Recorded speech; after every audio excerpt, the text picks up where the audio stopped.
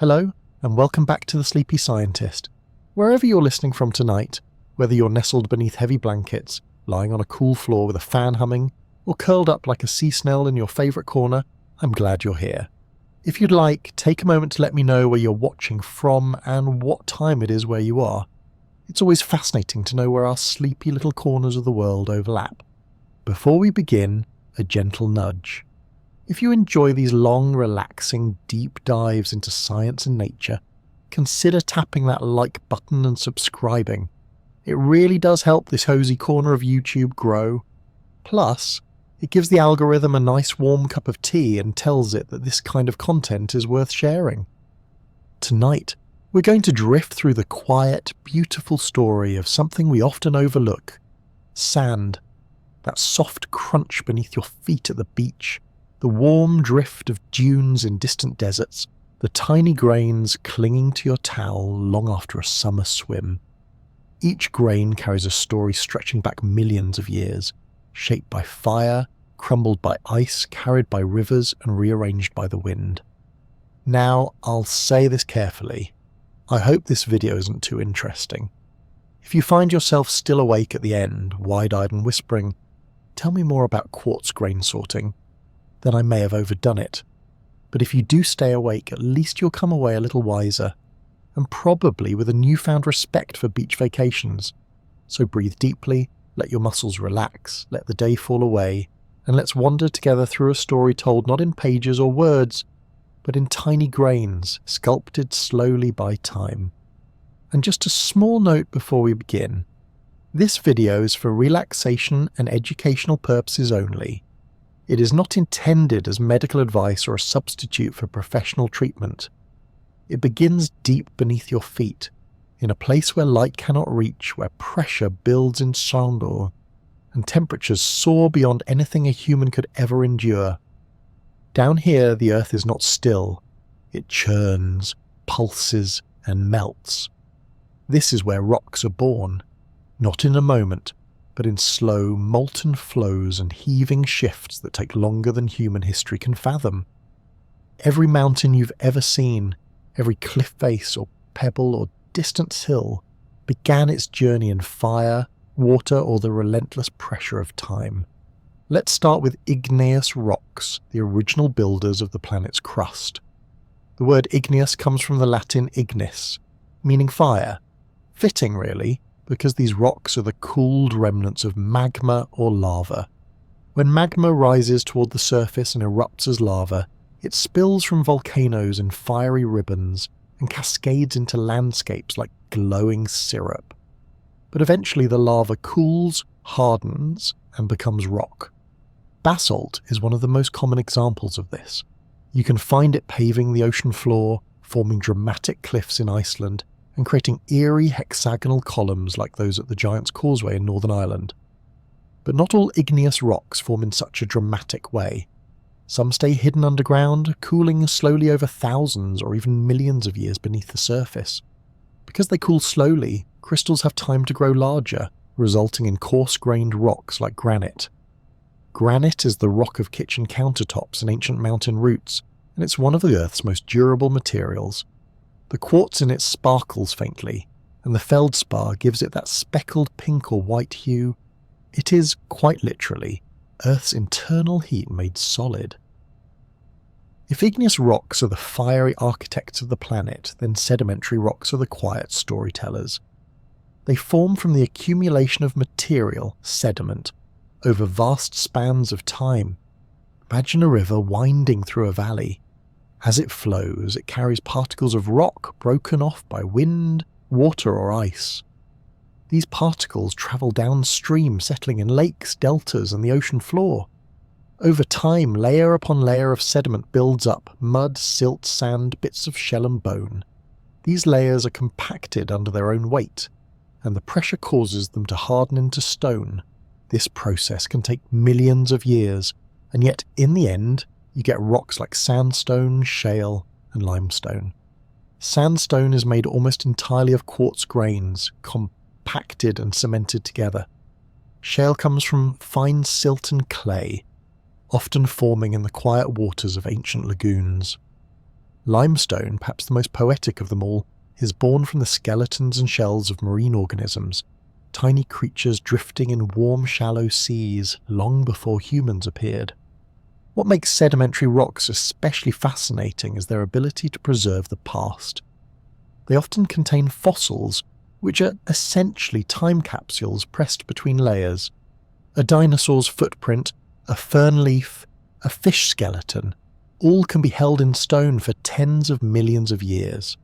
In this way, sedimentary rocks don't just record the Earth's physical changes, but also the lives that briefly walked across its surface. And then we come to metamorphic rocks, the shapeshifters. These begin as either igneous or sedimentary rocks, but their story doesn't end there. Under the immense pressure and heat found deep within the Earth's crust, these rocks undergo a transformation. They don't melt entirely, but they're changed, recrystallized, restructured, and reshaped without turning back into liquid. This process is called metamorphism, from the Greek for change of form. Take limestone, for instance. Under the right conditions, it becomes marble, a dense, sparkling stone prized for sculptures and cathedrals. Shale under pressure transforms into slate, which has been used for roofing and writing tablets for centuries. And granite, when altered, can become gneiss, pronounced nice, with its characteristic bands of light and dark minerals arranged like layers in a cake. These rocks often form deep within mountain ranges, where tectonic plates collide and force the crust upward, creating monumental pressure and intense heat.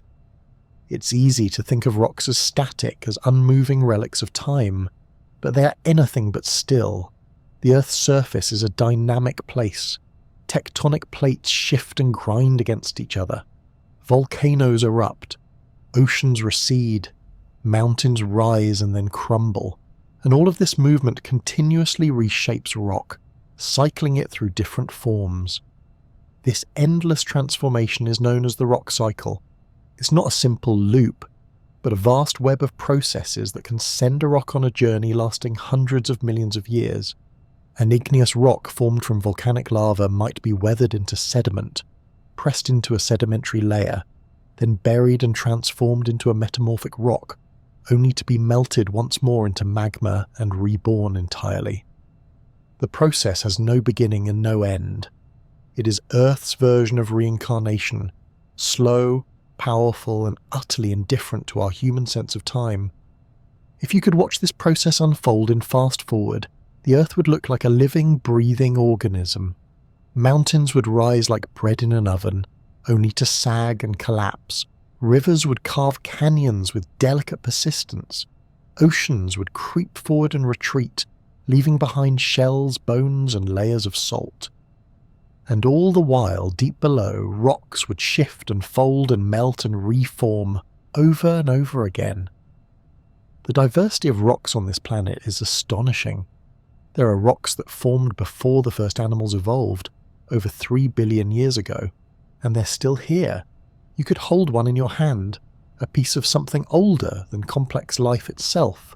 There are rocks made from volcanic glass, like obsidian, which can be so sharp it was once used for surgical blades. There are rocks that glow under ultraviolet light, rocks that float in water. And even rocks made of once living things. And yet all of them share the same basic origin story.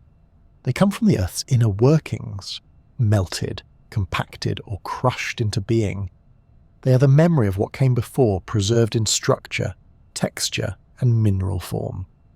Every grain of sand you've ever stepped on began this way, as part of a larger whole. Whether it came from a cooling magma chamber, a layered seabed, or a compressed mountain fold, it started its journey as a rock. And even now, broken into tiny fragments, it holds the memory of fire, water, and pressure. You could say that rocks are the first storytellers. They whisper of ancient seas, lava flows, and forgotten mountain ranges. You just have to slow down enough to listen. In the end, rocks are not lifeless. They are just slow, so slow that we barely notice their movement. But over millions of years, they build and rebuild the world we live in. From the foundations of our cities to the sand between our toes, Everything starts with a rock that was born in fire, changed by pressure, and shaped by time. Even the mightiest things wear down with time. Imagine a mountain range, jagged and proud, stretching into the clouds. Peaks of stone forged in fire, shoved upwards by the shifting of continents, towering over the land below, like ancient sentinels. Now, imagine returning to that same range, not in a few decades or even a few centuries, but after millions of years. The proud peaks are no longer so sharp. Some have crumbled, others have sunk. Valleys have deepened. The whole landscape is softer, more rounded, quieter. This is weathering, the slow and steady breakdown of rock, the gentle undoing of geological grandeur. It works not with hammers or chisels, but with patience, repetition, and a toolkit filled with wind, water, roots, and even a touch of chemistry. And while it may be slow, so slow that we rarely notice, it is relentless. Nothing stands forever, not even granite. There are two main kinds of weathering that shape the surface of our world: mechanical and chemical. They often work side by side, tag-teaming the planet's crust until even the toughest stone yields. Let's start with the mechanical. Mechanical weathering, sometimes called physical weathering, breaks rocks apart without altering their chemical composition. It's all about forces, pushing, pulling, expanding, contracting, anything that can cause a rock to fracture, flake, or crumble. One of the most dramatic examples is frost wedging. Water is a peculiar substance. It expands as it freezes, unlike most other materials. That means when water seeps into the tiny cracks in rock and the temperature drops below freezing, the water turns to ice, and it grows. It pushes outward with surprising force, like nature's slow-motion crowbar. Over repeated cycles of freezing and thawing, the cracks widen. The rock splits piece by piece, flake by flake. This is one reason why roads in cold climates end up with so many potholes. But on a grander scale, it's how entire cliffs slowly fracture and fall apart, all thanks to the humble persistence of frozen water. Another powerful, though slower mechanical force comes from roots. Plants are surprisingly strong for beings that don't move. A tiny seed can find its way into a microscopic crack in a rock face. As it grows, its roots thicken and stretch, exerting pressure on the surrounding stone. Over time, the roots force the crack to widen, breaking the rock apart. This process, called root wedging, is quiet and gradual, but effective. Trees, growing out of cliff sides and boulders split in two by sprouting saplings, are visible reminders that biology has its way with geology. There's also something called thermal expansion. When rocks are exposed to intense heat, like in desert environments, they expand. Then, when the temperature drops at night, they contract. Over time, this expansion and contraction can cause the rock's outer layers to peel off in sheets, like the skin of an onion. This is especially common in places where temperatures swing wildly between day and night, and it contributes to the slow breakdown of exposed rock faces. Wind too plays its part. In arid environments, particles of sand blown by the wind can abrade rock surfaces, smoothing them down or even carving grooves.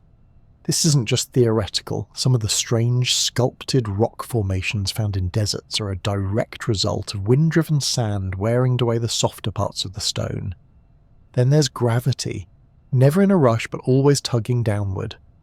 As mechanical weathering loosens pieces of rock, gravity pulls them down slope. Rockfalls, landslides, and slow-moving soil creep are all part of this process. Mountains may rise with tectonic force, but gravity will bring them low again, one pebble at a time. While mechanical weathering is all about breaking rocks down physically, chemical weathering works at the molecular level. Here, the minerals within the rock actually change into new substances, often weakening the rock in the process. It's a bit like rusting, but with rocks, and sometimes it actually involves rust. One of the most common forms of chemical weathering is oxidation. This occurs when minerals in the rock react with oxygen in the air or water. If you've ever seen reddish rocks or soils, that's often due to iron-rich minerals that have oxidized. Essentially, they've rusted. The iron changes form, and in doing so it alters the structure of the rock, making it more fragile, more prone to breaking apart. Mars, with its reddish hue, owes its colour to a planet-wide case of oxidation. Then there's hydrolysis, a process that involves water reacting with minerals like feldspar, which is common in granite. When feldspar meets water, it slowly transforms into clay. This isn't a rapid reaction, it can take thousands of years, but over time entire rock formations can be turned into soft, pliable clay soils, especially in warm, wet climates. It's like turning a hard, gleaming countertop into a mud puddle given enough patience and water. Carbonation is another subtle yet powerful process. When carbon dioxide dissolves in rainwater, it forms a weak acid called carbonic acid. This slightly acidic water can react with minerals in rock, particularly those found in limestone. Over time, this dissolves the rock, leading to features like sinkholes, caves, and the eerie landscapes known as karst topography. Stalactites and stalagmites, which grow drip by drip in underground caverns, are slow sculptures carved by carbonation in action. Chemical weathering is especially effective in tropical regions, where warmth and moisture accelerate reactions. Mechanical weathering, meanwhile, thrives in colder or drier environments. But the Earth doesn't separate them neatly. Most rocks experience both types of weathering throughout their long lives. A boulder might split from frost wedging, then slowly turn to clay through hydrolysis. A mountain ridge might crumble from wind and roots while the iron in its minerals oxidizes in the background. Over time, these processes break down even the most massive geological features. Towering cliffs become slopes, jagged peaks become hills. Eventually the particles are small enough to be carried away by wind or water, and once mobile they're on their way to becoming something else entirely. It's almost funny, in a cosmic sort of way. We think of mountains as permanent, as eternal backdrops to our lives. We name them, climb them, measure our maps by them, but they are in fact temporary. They may outlast civilizations, but not the Earth itself. Wind, water, ice, roots, and oxygen, all of them will have their say. They will tug at the edges, slip into the cracks, and ever so slowly take the mountains apart. Even granite, that steadfast icon of strength, is not immune. It may take tens of millions of years, but it too will fracture, flake, and fade. A single grain of quartz within that granite might end up as a tiny speck of sand, tumbled down a stream and rolled by ocean waves, or buried deep within a distant dune. And that's the quiet truth. Nothing resists weathering forever. Not mountains, not boulders, not even the densest slabs of ancient stone. Time, with its patient tools and persistent hands, will reshape it all. It's hard to imagine, but every grain of sand on Earth once came from something much larger. A towering cliff, a buried granite outcrop, a volcanic mountainside. Each grain had a beginning far more dramatic than its current life gently resting on a beach or dancing in the wind. Sand may seem like the most humble material, but it is the end result of one of nature's most persistent processes, erosion. Where weathering weakens and breaks rock down in place, erosion is what gets those pieces moving. Erosion is motion. It's the difference between a boulder perched on a hillside and that same boulder tumbling down into the valley below. Wind, water, ice, and gravity. These are nature's movers and shakers, transporting broken down rock across vast distances and through countless transformations. Imagine a large slab of rock cracked by frost or baked by the sun. A rainstorm passes through, and water begins to trickle along its surface, tugging at the weakest bits. Over time, those trickles become streams, and the rock begins to fracture further. The loosened pieces tumble down slopes, bounce along riverbeds, and crash into other rocks. They chip, they flake, the sharp edges break off. What was once jagged and angular becomes rounded and smoothed, like a bar of soap used over years. This is how a boulder becomes a pebble, and eventually, how a pebble becomes a grain of sand. Rivers are among the most powerful agents of erosion. They don't move quickly, but they move constantly. With each passing year, a river will carry silt, gravel, and sand downstream, grinding the load against the riverbed and against itself. The particles knock into one another, a slow-motion rock tumbler driven by gravity. This process, called abrasion, wears down the edges of each fragment, turning rough shards into smooth grains. Some rocks hold out longer than others. Quartz, for instance, is remarkably resistant to both weathering and erosion. That's why it's one of the most common ingredients in sand, especially beach sand. Feldspar, on the other hand, breaks down more easily, transforming into clay through chemical weathering long before it can complete the journey. And then there are the stubborn pebbles, those solid little overachievers that refuse to reduce to sand. You can almost imagine them digging in metaphorical heels and muttering, "Not today." As erosion continues, not only do the particles become smaller and smoother, they also get sorted. Rivers and wind are surprisingly picky about where they deposit material. Fast-moving water can carry large, heavy particles, but as it slows, those heavier bits drop out first. Gravel settles before sand settles before silt before clay. This sorting process leads to the classic layering you see in riverbanks and sedimentary rock formations. Each layer represents a moment in time when the flow slowed just enough to let certain grains settle. The same principle applies in deserts and on beaches, where wind and waves do their own sorting. Strong winds can carry fine sand for miles, while heavier particles are left behind. Similarly, ocean waves tumble sand back and forth along the shore, filtering out anything too large or too fine. The result is often a remarkably uniform texture, grains of similar size, shape, and even composition. Sorting also has a big influence on the feel and look of sand. Well-sorted sand, where all the grains are nearly the same size, feels silky and fine underfoot. Poorly sorted sand, full of mixed grain sizes and little pebbles, feels coarser and rougher. That squeaky crunch under your toes at certain beaches.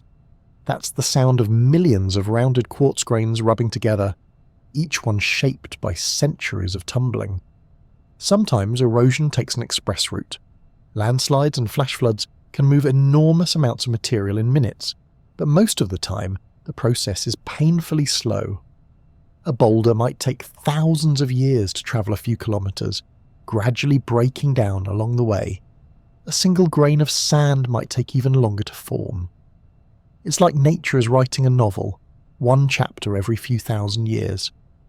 One particularly fascinating feature of erosion is that it often erases the memory of origin. Once a grain of sand has been rounded, sorted, and transported hundreds of kilometers, it's nearly impossible to tell exactly where it came from.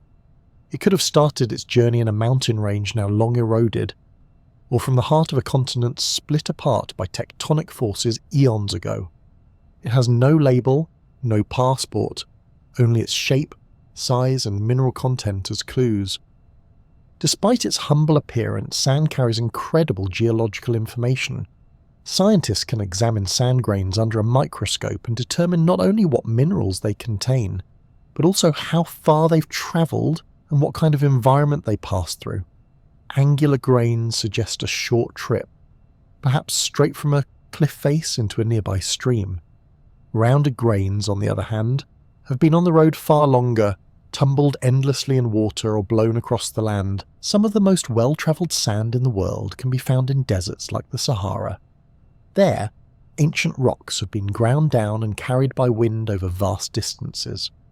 The dunes you see today are the product of countless cycles of erosion, transportation and deposition, with grains that may have once been part of a mountain range buried beneath the continent. And it's not just deserts. Some beach sand comes from coral reefs ground down by parrotfish and waves. Some comes from glacial meltwater, where grinding ice acts like a natural blender. Some comes from volcanic eruptions cooled into glassy fragments and then broken down over time. Every environment leaves its fingerprint on the sand it creates. It's a poetic irony that sand, the material we build castles with, the stuff that slips so easily through our fingers, is born from things that once seemed immovable. Mountains that reach the sky, cliffs that stood against the sea, boulders heavy enough to crush, all of them reduced to tiny shimmering grains. What was once a monument to permanence becomes something light, shifting and impermanent, and yet in that transformation there's beauty. Sand is not a failure of rock, it's the next stage in its life. It's what happens when gravity, weather and time have their way. Far from being lost, the rock becomes part of something else. Beaches, dunes, riverbeds, the floor of the ocean. It spreads out, settles in, and starts a new chapter in Earth's long, patient story. One grain may not seem like much, but together sand shapes coastlines, fills deserts, and forms the foundations of entire ecosystems. Each tiny particle holds a legacy of fire, fracture, and flow. And somewhere out there, even now, a pebble is chipping away, one stubborn fragment at a time, still resisting its sandy fate. But eventually nature always wins. And that pebble, it'll come around. Rivers don't shout. They don't demand attention with dramatic eruptions or sudden thundering crashes. Instead, they whisper their work into the landscape, slowly sculpting it grain by grain. What they lack in speed, they make up for in persistence. Give a river enough time, thousands, even vast millions of years, and it can carve through mountain ranges, build entire deltas, and carry continents toward the sea. At first glance, a river might seem like a simple thing, water flowing downhill, winding its way to an ocean or lake. But beneath that peaceful surface, rivers are incredibly complex, dynamic systems. They are transport networks for sediment, messengers of erosion, and tireless engineers of the landscape. Their cargo, everything from massive boulders to microscopic clay particles, all in a constant state of motion, reshuffling Earth's surface. Let's start with the basics. When rain falls on a mountain, some of it soaks into the ground, but much of it begins to run downhill, gathering into rivulets, then streams, then eventually rivers. Along the way, this water picks up bits of the rock and soil it passes over. It erodes hillsides, scrapes riverbeds, and collects sediment like a collector picking up trinkets on a long walk. This sediment can include silt, sand, pebbles, and even organic material, all of which becomes part of the river's travelling entourage. Not all sediment travels the same way. Some particles bounce along the bottom in a process called saltation. Some roll or slide, especially larger grains or small stones. This is known as traction. Finer particles like clay and silt are carried in suspension, swirling within the water itself. And then there are dissolved minerals that travel invisibly, chemically carried along. Together, all this material gives rivers their murky colour, particularly during floods or rainy seasons, when erosion ramps up and the river becomes a roaring conveyor belt of earth. The power of a river to move material depends on its speed and volume. Faster, steeper rivers in mountainous areas have the energy to move large rocks and coarse sand, while slower rivers in flatter landscapes tend to carry only fine sediments. This means that as rivers travel from highlands to lowlands, they tend to sort their load. Coarse material is dropped early, while finer particles make it much farther downstream. It's a natural filtration system that shapes everything from gravel bars to mud flats. One of the most elegant examples of this sorting occurs in river meanders. As rivers wind across flat plains, they carve sweeping curves, and those curves are full of quiet drama. On the outer edge of a bend, the water moves faster and erodes the bank. On the inner edge, the flow slows down and drops its sediment. Over time, this causes the bends to shift and grow, sometimes even looping so far they cut themselves off entirely, forming oxbow lakes. The river dances across its valley, never content to stay in one place. Now, let's take a moment to drift down some of the great rivers of the world. The Amazon is the largest river system on Earth, and it carries an unimaginable amount of sediment, estimated in the hundreds of millions of tons every year. It drains rainwater from the Andes, pulling with it particles scraped from young, rising mountains, and it fans them out across the vast floodplain of South America. The river's flow is so strong that its freshwater plume can extend over 100 miles into the Atlantic Ocean. and within that brown water are the tiny fragments of rock and clay that began their journey high in the Andes, now destined for the sea floor. The Nile, by contrast, tells a longer story. Flowing over 4,000 miles, it carves through deserts and delivers life to the arid lands of northeastern Africa. Its sediment, historically rich and dark, once nourished the agricultural fields of ancient Egypt, creating fertile banks in an otherwise inhospitable environment. While modern dams now interrupt much of its natural sediment flow, the Nile's past is written in the layers of alluvial soil that stretch for miles on either side. Then there's the Ganges, sacred to millions and vital to agriculture in the Indian subcontinent. It gathers glacial meltwater from the Himalayas and rushes it through valleys and plains, carrying not just water, but the geological memory of the world's tallest mountains. The Ganges forms part of the vast Ganges-Brahmaputra Delta, a landscape so rich in sediment it supports hundreds of millions of people. It's one of the most densely populated and geologically active places on Earth, all thanks to the tireless labour of rivers. And yet these rivers don't just deliver sediment, they also carve the land as they go. Over millennia, rivers cut valleys and canyons, some of which stretch hundreds of miles. The Grand Canyon, for example, was carved by the Colorado River over millions of years. The rock there is layered like a cake of ancient worlds, each slice a different era, each exposed by water's patient erosion. And while the canyon is dry and sunbaked today, it was water that did the work, drop by drop. Even small rivers perform impressive feats of engineering. They create floodplains, where seasonal overflows deposit fine, fertile sediment. They build levees, not the artificial kind, but natural ridges formed by heavier particles falling out of floodwaters along the banks. They form braided channels in areas with heavy sediment loads, splitting and rejoining like threads in a woven mat. Rivers are artists, engineers and storytellers, all wrapped into a single meandering line on the map. Over time, most of the sediment a river carries ends up somewhere else entirely, usually the sea. At river mouths, where flow slows dramatically, the suspended load settles out and forms deltas, estuaries and coastal plains. These areas are crucial for ecosystems, fisheries, and even civilization itself. Many of the world's largest cities are built on river deltas, sitting on top of layers upon layers of sand and silt deposited by rivers over thousands of years. What's truly mesmerizing is the scale.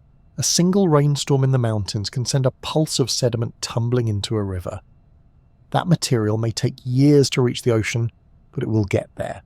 And as it travels, it shapes the world. It fills valleys, builds beaches, and replenishes coastlines.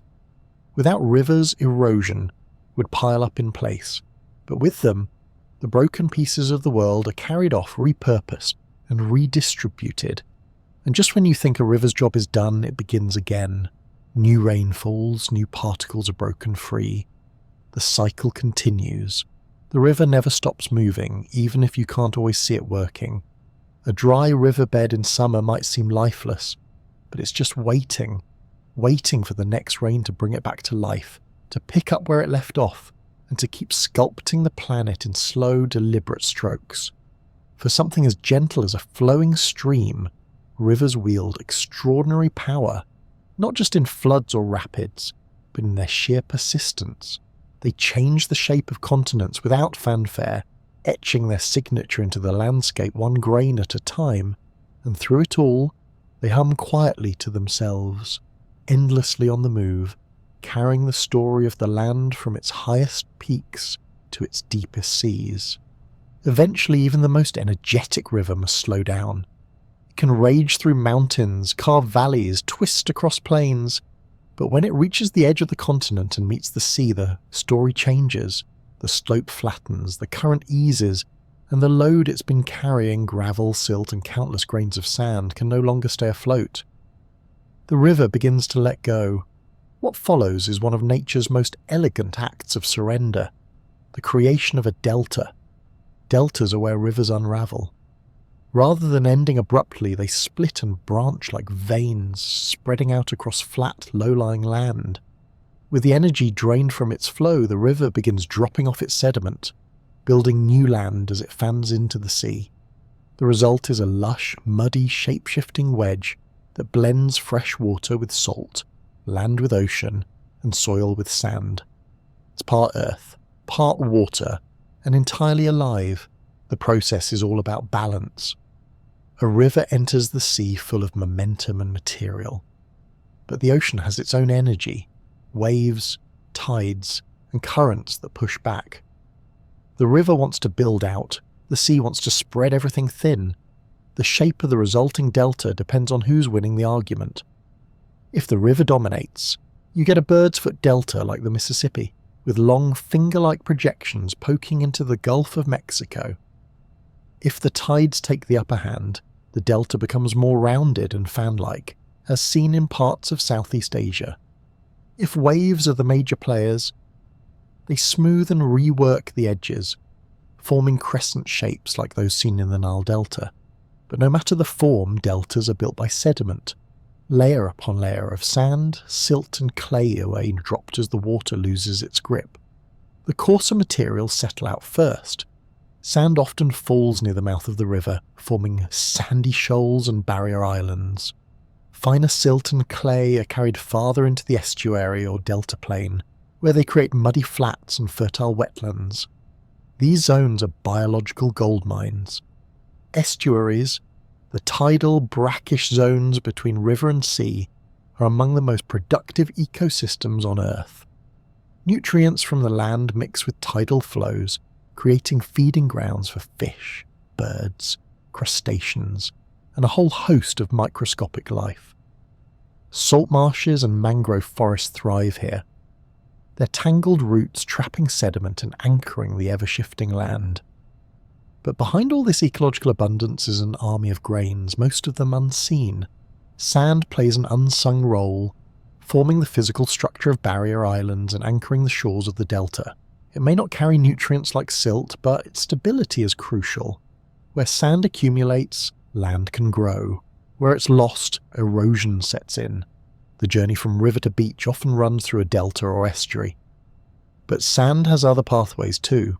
Longshore currents, those steady flows of water running parallel to the coast, pick up sand from river mouths and transport it along the shoreline, redistributing it across beaches, spits and dunes.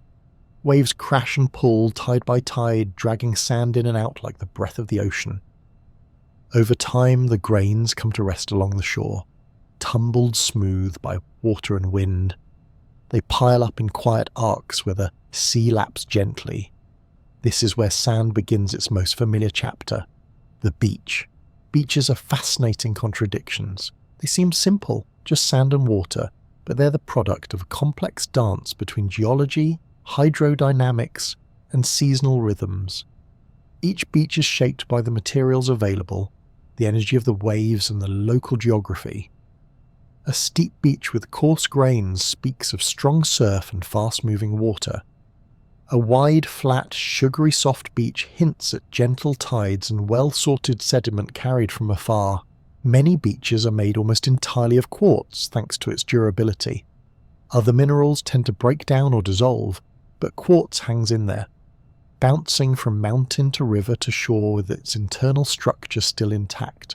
That pale sparkle you see under the sun, it's quartz catching the light, quietly bragging about having survived millions of years of travel. Not all beaches are quartz white though. Volcanic islands like Hawaii are home to black sand beaches, made from basalt shattered by waves. Some tropical beaches gleam pink from crushed coral and foraminifera shells. Others are green from olivine, a mineral weathered out of volcanic rock. Every beach tells a different story, written in colour and texture, grain by grain. Tides play their part as well. Twice a day, the ocean moves in and out, reshaping the beach with each rise and fall. High tide pulls sand offshore, while low tide lets it settle. During stormy seasons, beaches often lose sand to the deeper ocean, only to have it slowly return during calmer months. This natural give and take is part of what keeps beaches dynamic and ever-changing. A photograph may freeze the shoreline in a moment, but no beach looks exactly the same from one week to the next. And as the beach grows, it doesn't just stop at the shore. Some of the sand is blown inland by wind, forming dunes and sandy plains. These dunes act as buffers against storms and storehouses of sediment, ready to replenish the beach when erosion strikes. Coastal grasses and shrubs help hold the dunes in place, their roots knitting the grains together like stitches in a loose, shifting quilt. Sand doesn't always stay put. Waves may drag it offshore, currents may carry it to neighbouring shores, and storms can pull it into the depths. But for a moment, for a season, or maybe a century, it may find peace under the sun, spread wide along a beach where footsteps press briefly before vanishing with the tide. And it's here, perhaps more than anywhere else, that sand is most celebrated. Children dig castles, artists draw spirals, bare feet leave prints only to be erased. People stretch out towels and watch the sun fall behind the horizon, never guessing that the grains beneath them once travelled from distant peaks or ancient seabeds. Each particle is a traveller, a survivor, and a witness to the world's slowest, longest journey. The birth of a beach is never really finished. It is ongoing, continuous, and deeply tied to the rivers, tides, and storms that feed it. Deltas may build the land, but it is the coast that unveils it to the sky, layer by layer, grain by grain. And somewhere nestled in the warmth of the shoreline, a grain of sand rests, shaped by time, kissed by salt, and lit by a golden sun. Enjoying, however briefly, its place in the spotlight, stand on a beach, close your eyes, and you might believe you're standing on something solid, something permanent. The sand feels warm beneath your feet, the waves roll in with a soothing rhythm, and everything seems still. But beneath that peaceful surface, the beach is on the move. Every wave, every tide, every gust of coastal wind is shifting the sand grain by grain, gently but relentlessly rearranging the shoreline. The ocean, it turns out, is a tireless sculptor, and the beach is its favourite canvas. Waves are the primary artists at work here. They arrive at the shore, powered by wind and distant storms, and crash upon the land in patterns that seem predictable, yet are always slightly different. Some days the sea is calm, lapping at the edges of the coast like a sleepy cat. Other days it comes roaring in, tearing at the shoreline with storm-born fury. Regardless of the temperament, each wave carries energy, and with that energy comes movement. When a wave approaches the shore at an angle, it pushes water and sand sideways along the coast. This process, known as longshore drift, is one of the most important forces shaping sandy shorelines. It's like a slow conveyor belt running parallel to the beach, moving sediment from one end to the other. A grain of sand might start its life at a river mouth, get swept onto a beach, and then, through thousands of tiny nudges from angled waves, travel many miles down the coast. This sideways movement creates some of the most distinctive features of coastal landscapes. Spits, for example, are long, narrow extensions of beach that project out into open water. They form when longshore drift keeps pushing sand past the end of a coastline, creating a curved finger of land. Some spits grow so long they curl back toward the shore, forming features like hooks or even sheltering lagoons behind them. One of the most famous examples is Spurn Point in England, a narrow spit that has shifted and reformed countless times over the centuries. These features are fragile, easily reshaped or destroyed by storms and rising seas, but they're also dynamic, constantly evolving with the forces that build them. Barrier islands are another remarkable result of the ocean's rearranging habit. These are long, narrow islands that run parallel to the mainland, often separated by a calm, shallow lagoon or bay. They're made mostly of sand and are formed by the accumulation of sediment from wave and current action.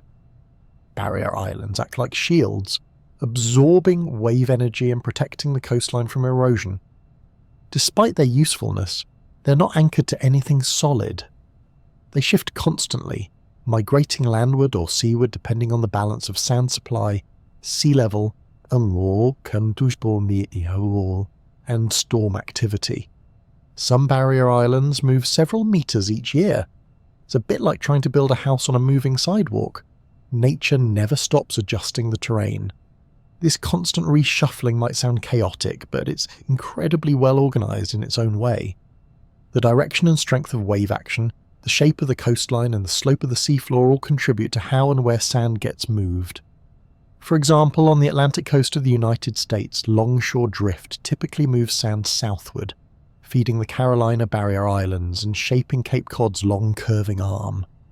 Tides also lend a hand, rising and falling each day, pushing sand back and forth in a slow rhythmic tug-of-war. During high tide, waves reach farther inland, rearranging the upper parts of the beach. At low tide, currents may pull sand back out toward the sea. Over time, this bidirectional movement leads to constant levelling, smoothing and sculpting. It's a bit like watching an endlessly edited sand sculpture, never finished, always in progress. Storms are the wildcards. A single hurricane or intense winter storm can undo years of gentle sand accumulation in just a few hours. Massive waves churn up the seabed, drag sand offshore and slice into dunes. But in many cases, the sand isn't lost, it's simply relocated. Once the storm passes and calmer conditions return, waves begin to rebuild the beach, slowly pushing sand back toward shore. The beach you stand on one year may look very different the next, shaped by the moods of weather and water. Interestingly, human attempts to control these natural processes often lead to unintended consequences. Seawalls, jetties and groins are built to prevent erosion and protect property, but they can disrupt the flow of sand and starve beaches further down the coast. By halting longshore drift in one place, these structures can intensify erosion in another. The beach, after all, doesn't recognise our property lines or desire for permanence. In some places, people even have to nourish beaches artificially by trucking in sand to replace what the ocean takes away.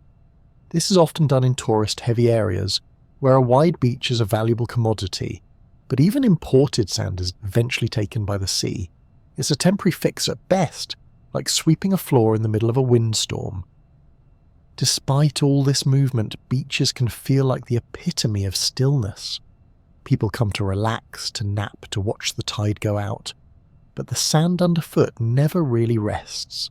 Each wave that laps at the shore shifts grains just a little. Each tide moves the line between land and sea ever so slightly. Even when no one is watching, the beach is busy, reshaping, adjusting, rebalancing. If you could fast forward through centuries, you'd see entire stretches of coastline migrate, vanish or reappear. Dunes would rise and fall like slow ocean swells. Islands would stretch, bend and split. What feels eternal in the moment is actually just a phase in an ongoing performance. There's something strangely comforting about this. The idea that even landscapes are allowed to change, to move, to not stay the same. The beach doesn't resist the ocean's pull, it yields, it reforms, it adapts, and in doing so it survives. So the next time you walk along a beach and see your footprints disappearing behind you, remember that you're just one participant in the dance. The grains under your feet were once part of cliffs and riverbanks. They've been sorted, rounded, lifted and dropped by invisible hands, and they're not done yet. The ocean will lift them again soon, give them a new resting place, and continue its quiet rearranging. Even when we are still, the beach is not. It shifts around us, beneath us, with us. It reminds us that nothing is truly fixed, not even the ground beneath our feet. And in that gentle, granular truth, there's something beautifully human. Now let the wind take over. Water may be the master sculptor of river valleys and beaches, but in the vast drylands of the world, where the skies remain clear and rain visits only as rumour, it's the wind that shapes the land. Without vegetation to hold the soil in place and with endless open skies above, wind becomes the great wanderer. And its favourite material, sand. This is the world of Aeolian processes, named after Aeolus, the ancient Greek god of the winds. It's a gentle kind of force, at least compared to rivers or glaciers. Wind doesn't roar in with overwhelming strength usually.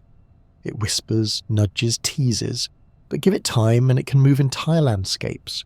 Grain by grain, ridge by ridge, it builds dunes that shift like waves frozen in place.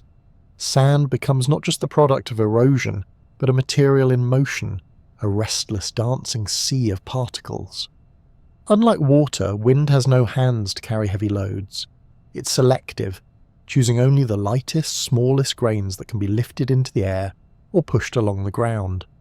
Coarser materials are left behind, while sand is swept into the sky in short hops or skitters along the surface. This rolling and bouncing is called saltation, and it's the primary way sand moves in desert environments. As the grains jump and tumble, they strike other grains, dislodging them and creating a cascading effect. Windblown sand can move quickly when gusts are strong, but even on quiet days the movement continues, subtle, persistent, and nearly invisible. Over time, these wandering grains accumulate wherever the wind slows down, against rocks, vegetation, or itself. Small mounds become larger, slopes steepen, and eventually dunes are born. Dunes may seem like simple piles of sand, but they come in an astonishing variety of shapes and sizes. There are crescent-shaped barchan dunes that form in areas with one dominant wind direction. They have a gentle slope facing the wind and a steeper slip face on the lee side, where sand avalanches down in slow motion. There are linear dunes, long and straight like sand highways, sculpted by bidirectional winds.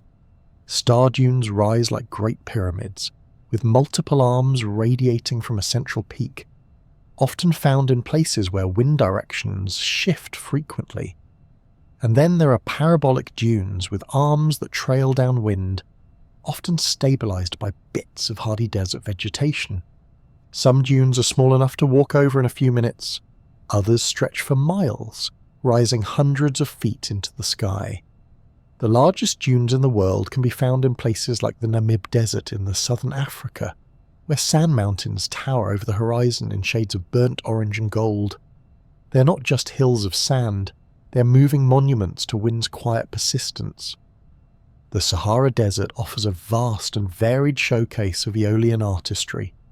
It is the largest hot desert on Earth, and though much of it is rocky or gravel-strewn, vast seas of sand called ergs dominate its heart. These dune fields stretch across thousands of square miles, shifting with the seasons, swallowing old caravan routes and reshaping familiar horizons. The dunes of the Sahara have seen millennia of travellers, from ancient traders to modern explorers, all navigating by the contours of shifting sand. Far to the east, in the Gobi Desert of Mongolia and northern China, the story is a little different. The Gobi is colder, rockier, and drier than the Sahara. Sand here is often trapped between stony plateaus or swept into compact formations by frigid winds. Dunes exist, but they are less extensive, more restrained. Still, the wind shapes the land with the same artistry, curling grains into delicate ripples or etching sinuous lines into exposed surfaces. And then there's Death Valley in California, a place of extremes where silence carries weight. In this low, arid basin, sand dunes rise like whispered secrets, shaped by the rare but powerful winds that funnel through the canyons. Here, something remarkable happens. The dunes sometimes sing. Known as booming or whistling sand, this eerie sound occurs when dry, well-sorted sand avalanches down a steep dune face. The grains rub against each other in just the right way, creating vibrations that produce a deep, resonant hum. It's not a trick of the mind, it's a real audible phenomenon that has mystified travellers for centuries. Marco Polo claimed to hear it in the deserts of China. Others described it as ghostly or musical. Today, scientists understand that grain size, moisture content, and dune structure all play a role, but the effect remains oddly magical. It's as if the dunes are humming their own song into the wind. Ripples too are part of this desert music. As wind pushes sand across flat terrain or gentle slopes, it organizes the grains into small ridges. These ripples form at right angles to the wind direction, and are often just a few centimeters tall. Larger features called mega ripples or sand waves can stretch for meters. They are like wind's handwriting, temporary yet elegant, erased and rewritten day after day. Desert dunes are not fixed. They shift with the seasons, reshape after storms, and migrate over time. A dune may move a few centimetres per year, or under strong winds, several metres. As they travel, dunes can overrun roads, swallow fences, and blanket entire villages, but they also retreat just as silently, reshaped by the same invisible hand that built them. Despite the apparent barrenness, these shifting landscapes support life. Beetles scurry across the sand, snakes weave between ripples, and desert grasses cling to the slopes. Some animals have even evolved to surf the sand. The Saharan silver ant, for example, ventures out in the blazing midday sun when predators seek shelter, and runs so fast it's almost a blur. Sand isn't lifeless. It just moves to a slower rhythm. There's something mesmerizing about standing atop a dune, watching the wind dance with the sand. The horizon seems to stretch forever. Footprints vanish in minutes. There's no fixed path, no permanent mark, only motion, only memory. Every grain you see has been on a journey, carried by the breath of the earth, placed here for a moment before continuing on. It's easy to think of deserts as wastelands, but they're anything but empty. They are laboratories of movement, of balance, of resilience. And their dunes are a reminder that even in stillness the world is changing. Slowly, yes, but always. The wind never really stops. It pauses, regroups, then picks up the dance again. And the dunes? They follow patiently, like the travellers who trust the journey, no matter how long it takes. There are places in the world where the sand sings. Not in a metaphorical sense, not as the poetic murmur of wind over dunes, but quite literally, low, echoing hums that roll out across the desert like the Sabstund of distant thunder, or the growl of some ancient creature stirring beneath the earth. These are the singing sands, the whistling dunes, the musical landscapes that baffle hikers and thrill scientists alike. You don't expect it. You might be hiking through the silence of a desert basin, feet sinking slightly into the golden grains. The only sound your breath and the crunch of your steps. Then suddenly, a deep vibration rises beneath your feet. It doesn't just reach your ears, it seems to pass through your chest, like a soft drum beat pressed into the air. It feels alive. This phenomenon has been known for centuries. Marco Polo described it during his travels through the Gobi Desert. Local folklore in many desert regions speaks of spirits, drums, or sleeping dragons. Even today, those who hear it for the first time often stop in their tracks, unsure whether what they're experiencing is natural or something more mysterious. So what causes sand to sing? At the heart of it, this strange sound is a product of physics. Singing sands are a real acoustic phenomenon, produced when millions of grains slide and collide in just the right way. It usually occurs during sand avalanches, when a steep dune face becomes unstable and a sheet of dry sand suddenly slips downward. As the grains tumble, they create vibrations, and under the right conditions, those vibrations synchronize. Imagine sand grains bumping into each other, billions of tiny impacts. Normally, those interactions are chaotic, just noise. But in some very special places, they fall into rhythm. The grains begin to move together, almost like a choir, amplifying the sound. What starts as a small rustle becomes a booming note, a sustained hum that can last for several seconds and carry across vast distances. To make this happen, nature must set a very precise stage. First, the grains must be well sorted, meaning they are all roughly the same size and shape. If there's too much variety, the grains don't move uniformly, and the sound fizzles out before it begins. The grains also need to be dry. Even a tiny bit of moisture causes them to stick together and ruins the vibration. The humidity must be low, the air warm, and the sand sun-baked and loose. The surface of the dune matters too. A stable, static dune won't sing. There must be a slip face steep enough for sand to avalanche naturally. This angle is typically around 34 degrees, the natural angle of repose for dry sand. Once the slope is disturbed, either by wind or a curious footstep, gravity does the rest. The grains begin to slide, and if everything aligns, the music begins. The pitch of the sound depends on the size of the grains.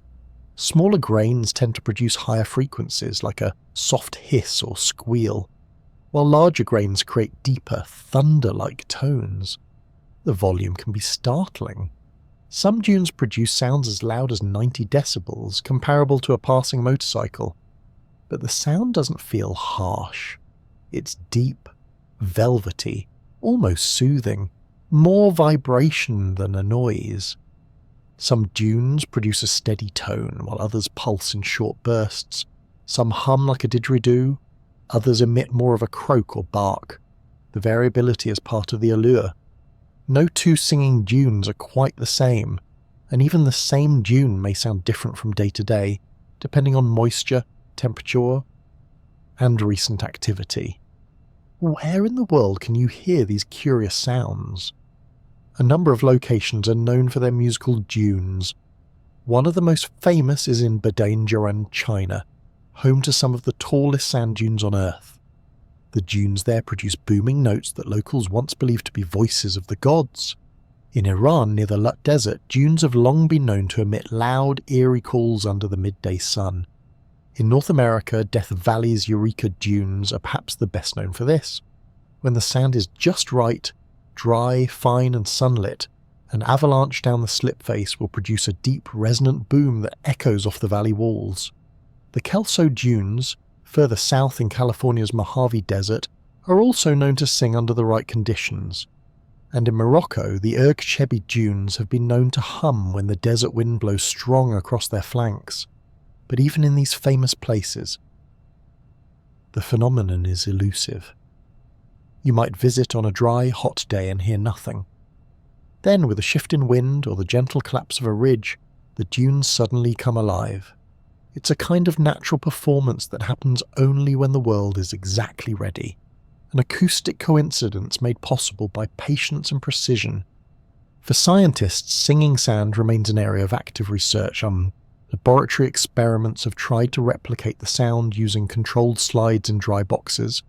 Researchers have studied grain size, dune structure, and the angle of avalanche to better understand what triggers the hum. While the basic principles are known, the full recipe remains a little slippery, like the sand itself. Some questions still puzzle researchers. Why do only certain dunes sing, even when they appear to have similar grain sizes? Why are some tones louder or more sustained than others? Is there a kind of feedback loop in the dune that enhances the sound, like the body of a musical instrument? The mystery adds a touch of wonder to the science, an invitation to keep listening. And there is something deeply human about the need to explain it. We hear a sound in the wild and we want to name it, understand it, fit it into our map of the world. But sometimes it's also nice just to pause and let it be what it is, mysterious, beautiful and fleeting. If you ever find yourself on a high dune in a remote corner of the world, with dry sand beneath your feet and wind brushing your cheeks, you might try sliding down the slip face. Sit back, press your palms into the surface and let yourself sink a little. If you're lucky, and if the grains are ready, the dunes might reward you with a sound that feels older than language. It will start soft. A low hum that rises into the air, passes through your body and settles into your chest like a forgotten memory. It won't last long, a few seconds maybe, then it will fade, like the end of a note played on a distant drum, and when the silence returns, you'll wonder if it really happened at all. At first glance, sand looks like the most ordinary thing in the world. You scoop some into your hand and it slips through your fingers, soft, fine and familiar. But shrink yourself down to the size of a grain, really zoom in, and a whole new world appears. Sand under the microscope is anything but ordinary. It is jagged, smooth, pitted, glossy or frosted. It can sparkle or absorb light, clump together or stand apart like scattered gems on a glass plate. Each grain is a tiny relic, a miniature planet with a long, weathered story. Start by looking at the shapes. Sand grains are rarely perfect spheres. They can be angular or rounded, depending on how far they've travelled and what they've been through. Angular grains suggest a short journey, perhaps freshly broken from rock and not yet worn smooth. Rounded grains have been tumbled and rolled for a long time, polished by wind, water, or other grains. The more time and distance, the smoother they become. Some even begin to look like translucent marbles or frosted sugar crystals. But it's not just about shape, it's also about what the grains are made of. And the most common mineral in sand by far is quartz. Quartz is incredibly durable. It resists both chemical and physical weathering, which means it can survive long journeys down rivers, across deserts, and through surf without falling apart. It's made of silicon and oxygen, just two elements, but arranged in such a stable, tight lattice that it shrugs off the punishment of erosion like a seasoned traveller with good shoes. Under magnification, quartz grains are usually clear or slightly milky. Some sparkle like bits of crushed ice, others look dull or frosted, worn by countless collisions. They might have tiny pits or scars, the result of grain-on-grain impacts during their long migration from mountaintop to shoreline. If you could hear those collisions, they'd sound like the tiniest clinks, a quiet chorus of time smoothing the edges of stone. But quartz doesn't have the beach all to itself. Feldspar is another common player in the sandy world. It weathers more easily than quartz, so you'll find more of it near the source, closer to the mountains or in young sands that haven't travelled far. Feldspar grains tend to be pink, white or grey, with a slightly cloudy or blocky appearance. They often look a bit less glamorous under the microscope, but they're just as geologically important. After all, feldspar makes up a large portion of the Earth's crust. Then there's magnetite. This one is a bit of a show-off. It's a dense, dark mineral, usually black or metallic grey, and it often appears in sand derived from volcanic rocks. Because it's magnetic, you can actually extract it from some beach sands using a simple magnet. Kids with science kits and adults with curiosity have been known to run magnets over beach towels just to collect tiny trails of iron-rich specks. Under the microscope, magnetite grains are opaque and heavy-looking, often mixed with brighter, lighter minerals in a striking contrast. Volcanic sands often contain more than just magnetite. They may also be rich in olivine, a beautiful green mineral that gives some beaches their unusual hue. Olivine weathers quickly, so it doesn't often survive long journeys, but in volcanic regions where new sand is constantly being created, olivine can be abundant. Beaches in Hawaii are famous for this. Papakalia Beach, for example, is one of the only green sand beaches in the world. Its colour drawn from olivine-rich basalt that has been broken down by waves and time. Green isn't the only surprise colour in the sand palette. Some beaches shimmer pink, like those found in Bermuda or the Bahamas.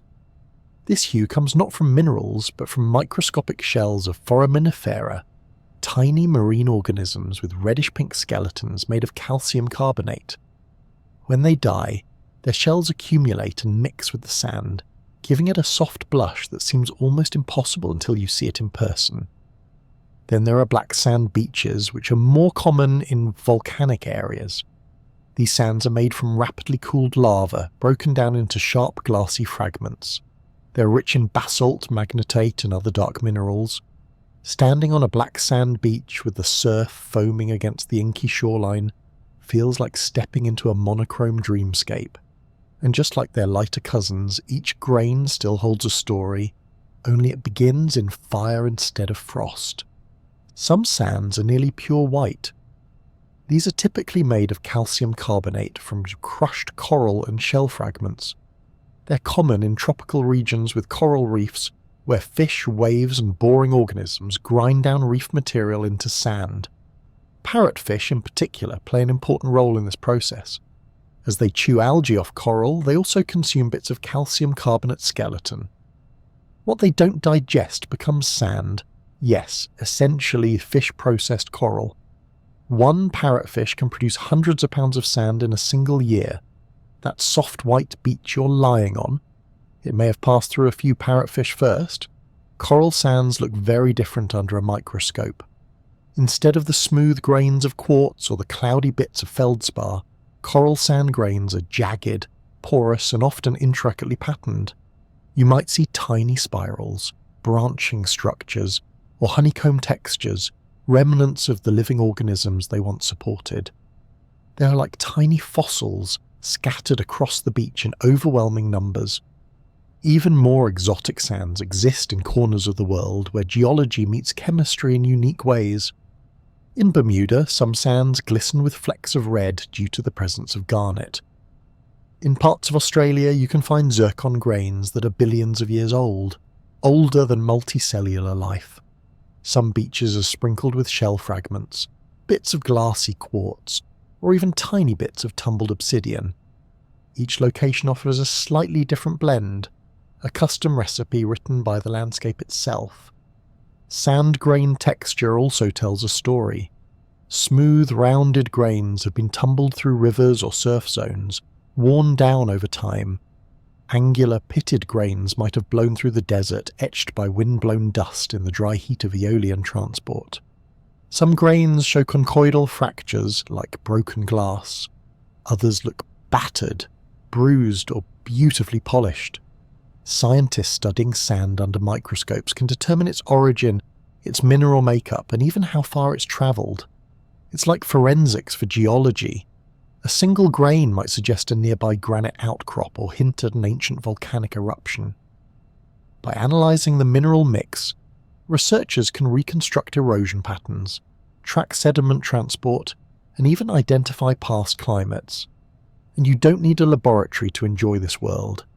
Even with a simple hand lens, you can begin to see the sparkle of quartz or the dull glow of feldspar. Sand collected from different beaches, deserts, or riverbanks can be bottled and compared, each sample a microcosm of a much bigger story. From a distance, sand is just background. It cushions your feet, slips through your fingers, and makes castles and dunes and shorelines. But up close is a cabinet of geological curiosities, a billion tiny relics shaped by forces far older and more powerful than we usually notice. A grain of sand may be small, but when you look at it closely it becomes immense. It carries weight not in size but in history, etched into every face, every crystal, every shade. Under the microscope, sand reveals itself not as a monotone mass, but as a symphony of texture, colour, and mineral memory. And all of it waiting quietly beneath your feet. You don't need a passport to explore the world's most extraordinary sandscapes. Just a bit of curiosity and a comfortable place to sit. Sand is more than the stuff that gets caught in your shoes after a walk on the beach. It's a geological passport stamp, a tactile signature of a place. Each patch of sand tells a local story, crafted from the rocks, weather, and life forms that surround it. And in some corners of the earth, sand goes far beyond beige and tan. It dazzles in brilliant whites, rich reds, and volcanic blacks, each with its own origin, each shaped by its own forces. Let's begin in the Maldives, a scattering of coral atolls in the Indian Ocean, where the beaches are so white they almost glow under the sun. Here, the sand is soft, cool underfoot, and made almost entirely of calcium carbonate. But it didn't come from the land, it came from the sea.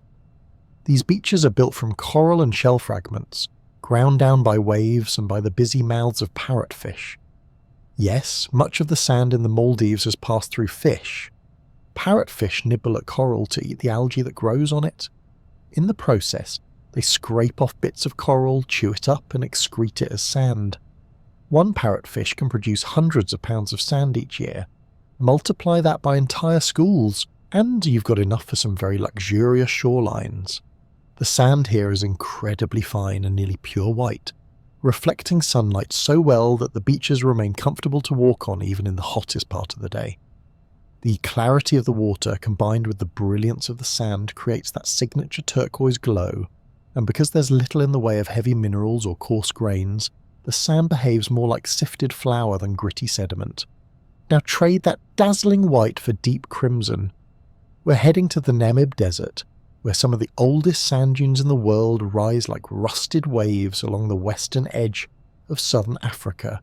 The sand here is ancient, some of it over 1 billion years old, and it's coloured by iron oxide, the same compound that gives Mars its red tint.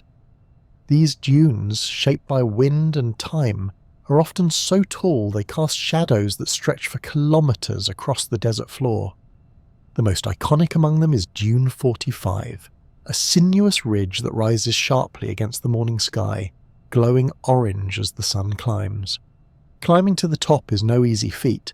Each step sinks slightly, the soft, dry sand resisting your effort, but the view is worth it. From above, the sand stretches in all directions, a sea of red swells, frozen in place.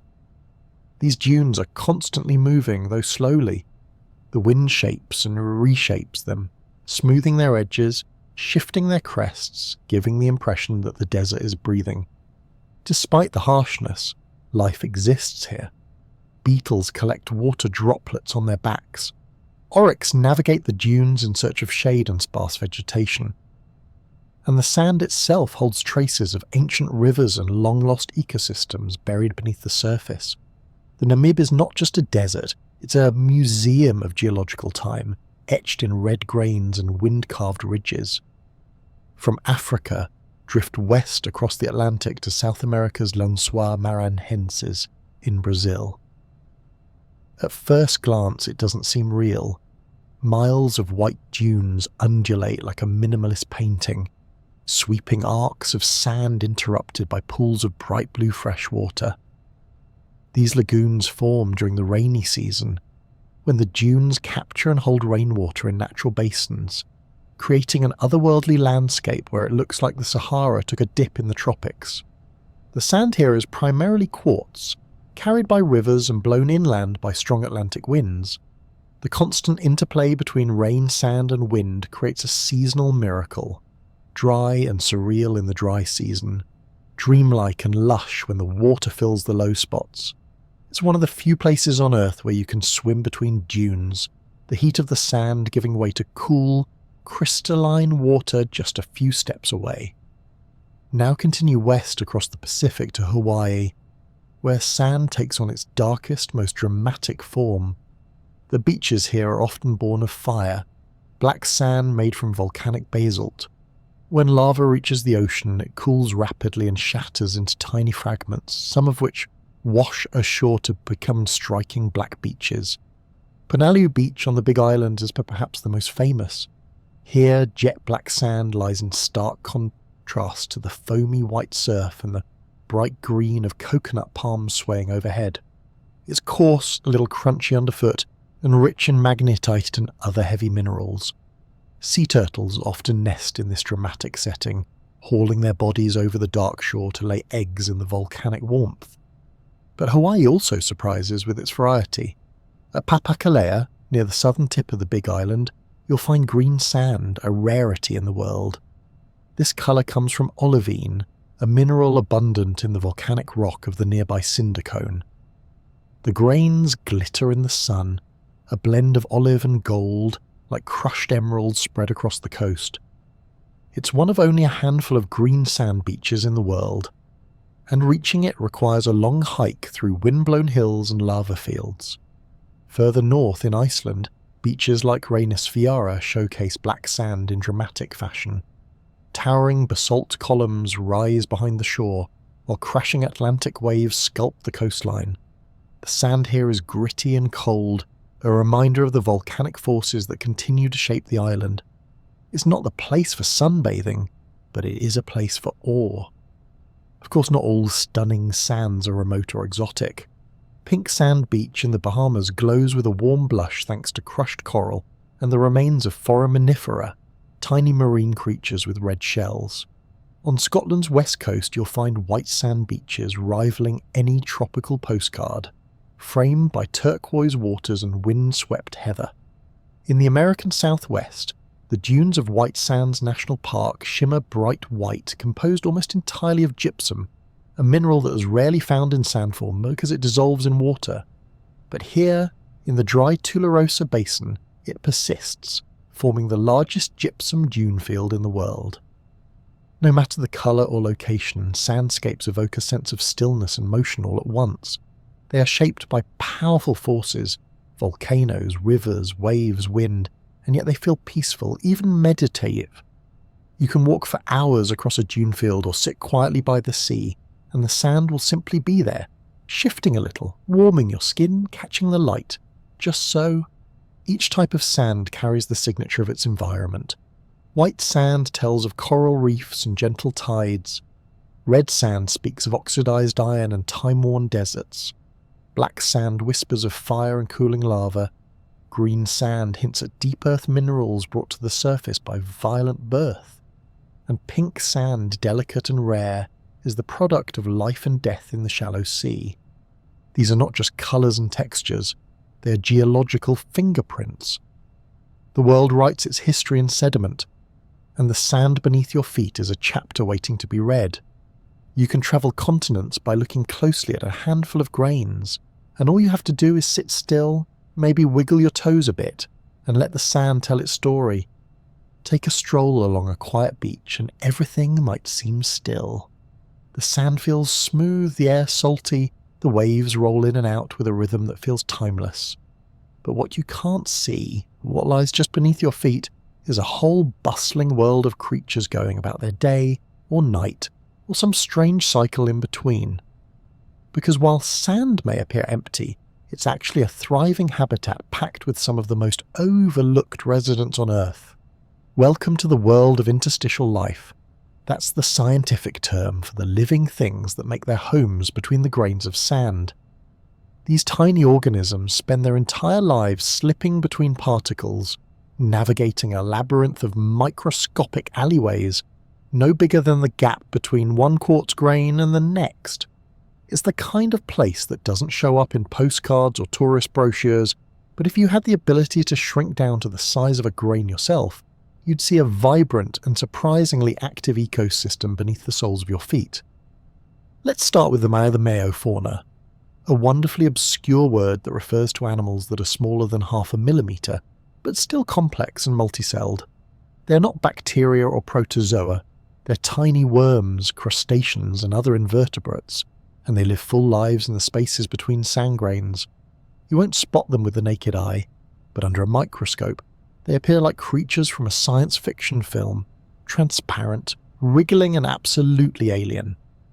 Some of the most common meofauna are nematodes, which are tiny thread-like worms found almost everywhere on Earth. In sandy shores, they play a key role in breaking down organic material and cycling nutrients. Then there are copepods, tiny crustaceans with long antennae and a jerky swimming motion. Tardigrades, famously nicknamed water bears, also make appearances in moist sandy environments. These microscopic marvels are known for their ability to survive extreme conditions, from boiling temperatures to the vacuum of space. And yet, here they are, thriving in beach sand. These creatures are not aimless drifters. They move with purpose, feeding on detritus, bacteria and microscopic algae that collect between the grains. In doing so, they help recycle nutrients and oxygenate the upper layers of sand. Their presence is part of what makes coastal ecosystems so productive. Even in places that seem dry and lifeless, life is threading its way through the spaces in between. But not everything is microscopic. Some sandy residents are quite visible if you know where to look, and when. Take ghost crabs, for example. These pale, almost translucent crustaceans haunt the high tide line, darting across the beach like nervous comedians. They're fast, alert, and usually disappear into their burrows the moment you approach. If you've ever seen a flurry of tiny holes in the sand near the dunes, chances are good you were looking at ghost crab real estate. These crabs are engineers in their own right. They dig long, winding tunnels into the sand to stay cool during the heat of the day. At night, they emerge to scavenge for food, anything from seaweed to the occasional smaller animal. Their large eyes are perched on stalks, giving them nearly 360 degrees of vision. It's as if they were designed to be beach spies, always aware, always ready to vanish. Further down the intertidal zone, burrowing worms make their home. Some are polychaetes, bristly worms with paddle-like appendages that help them move through wet sand. Others are smooth, streamlined, and capable of digging with surprising speed. Many build mucus-lined tunnels and live within them like underwater hobbits, popping out to catch particles of organic matter or algae brought in by the tide. Then there's the humble but crucial lugworm. This deposit-feeding worm ingests sand, digests the organic matter within it, and leaves behind coiled piles that look like tiny spaghetti mounds. If you've ever walked across a muddy beach at low tide and wondered what all those swirly sand sculptures were, now you know. Lugworms play a vital role in aerating the sediment, much like earthworms in a garden. They turn the sand over, process it, and keep it healthy for other organisms. And who could forget the mole crab, or sand flea? These tiny humpbacked crustaceans live in the swash zone, where waves rush up and down the beach. At high tide, they bury themselves backwards into the sand, using their antennae to filter plankton and organic particles from the water. Their strategy is simple but effective. Go where the buffet is constantly refreshed by the surf. They can bury themselves in less than 2 seconds and are often present in staggering numbers, despite being nearly invisible while at rest. Even clams and bivalves get in on the action. Donax, also known as coquina clams, are small colourful shellfish found along many sandy coasts. They live just beneath the surface and move with the tides, sometimes in dense colonies. When the waves recede, they can be seen wiggling furiously to rebury themselves, a glittering mosaic of pastel shells in motion. For birds like sanderlings and sandpipers, these small creatures are a feast. Watch a shorebird scurry along the surf line, and you're witnessing a finely tuned predator at work, poking and prodding in search of buried bounty. The beach may look still to us, but to the birds, it's a buffet line. And then, of course, there's the microbial layer, bacteria, algae, and other single-celled organisms that form biofilms on sand grains. These are the invisible glue of sandy ecosystems, binding grains together and forming the base of the food web. Some bacteria help break down pollutants, others produce oxygen, and still others are involved in nitrogen cycling. A single grain of sand can host thousands of bacterial cells, all contributing to the ecosystem in their own tiny ways. What makes all of this even more impressive is the shifting nature of sand itself. Unlike soil, which is often stable and layered, sand is in constant motion. It's tossed by waves, blown by wind, stirred by footsteps and tides. And yet life finds a way to thrive within it. Many of these animals have evolved to move quickly, burrow deeply, or cling tightly to survive in this unstable world. Sandy shores are often overlooked as habitats, considered lifeless compared to lush coral reefs or dense mangroves. But in truth, they are teeming with life, small, secretive, and perfectly adapted to a world that never quite sits still. It's a realm of tunnels and burrows, of soft chittering beneath the surface, of creatures that live their entire existence between grains of quartz and shell. Next time you're at the beach, consider taking a slower walk. Look for tiny holes and worm casts. Watch for the sudden flick of a crab leg or the shimmer of clams reburying themselves. Beneath the apparent calm, a secret society is hard at work, filtering, burrowing, eating, and surviving. Sand, for all its simplicity, holds an entire microcosm of life within its shifting layers, and it's still warm, soft, and great for picnics. We tend to think of sand as a backdrop, something passive. It's what we sit on at the beach, sweep off the porch, or occasionally find mysteriously lodged in our shoes weeks after vacation. But if you take a closer look at the world around you, the buildings, the glass, the roads, even the phone or computer you're using right now, you'll find that sand is not just background. It's infrastructure. It's technology. It's the quiet, granular foundation of modern civilization. In human hands, sand becomes just about everything. It starts with something surprisingly ancient: glass. Humans have been transforming sand into glass for thousands of years. The earliest known glass objects, small beads and ornaments, date back over 5,000 years to Mesopotamia and ancient Egypt. The recipe hasn't changed much since then. Take silica-rich sand, Add a few stabilizers and fluxes like soda ash and limestone and heat it to temperatures over 1,500 degrees Celsius. What emerges is something that was once opaque and coarse, now made clear and smooth. Glass. We use it in windows, bottles, mirrors, microscopes, light bulbs, lenses and fibre optics. It shapes our cities and lets light into our lives. Modern glass can be bulletproof, self-cleaning, even solar reflective, and at its core is sand, mostly quartz, that hardy, high-purity form of silicon dioxide that has journeyed from mountain to plain and eventually into a furnace. But if glass is the artistic and elegant face of sand, concrete is its sturdy, unglamorous cousin.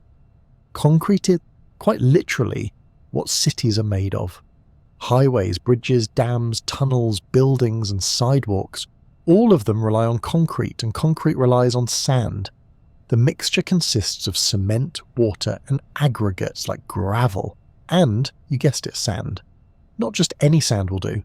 The grains need to be angular and rough, so they lock together and give the concrete its strength.